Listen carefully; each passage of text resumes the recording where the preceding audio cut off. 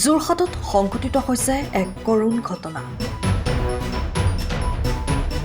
চৰাইবাহীৰ সমীপৰ গোসাই গাঁৱত নিৰ্মীয়মান ৰাস্তাত পানী দিয়া টেংকাৰে মহতিয়াই নিলে এজন পথচাৰী। টেংকাৰৰ চকাৰ তলত সোমাই ঘটনাস্থলীতে কৰুণ মৃত্যুক সাৱটিব লগা হয় যুৱকগৰাকীয়ে। যুৱকজন যোৰহাট বাহেক গাঁৱৰ গোপাল বৰা বুলি চিনাক্ত কৰা হৈছে। পৰৱৰ্তী সময়ত যোৰহাট আৰক্ষী ঘটনাস্থলীত উপস্থিত হৈ টেংকাৰখন জব্দ কৰাৰ লগতে মৃতদেহ মৰণোত্তৰ পৰীক্ষাৰ বাবে JMCHলৈ প্ৰেৰণ কৰিছে।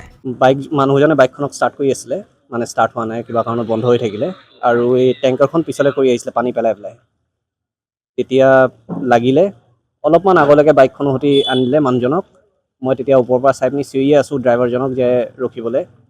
ড্ৰাইভাৰজন নাই শুনা আৰু যেতিয়ালৈকে শুনিলে তেতিয়ালৈকেতো চকা ওপৰত উঠি গ'ল মানুহজনৰ।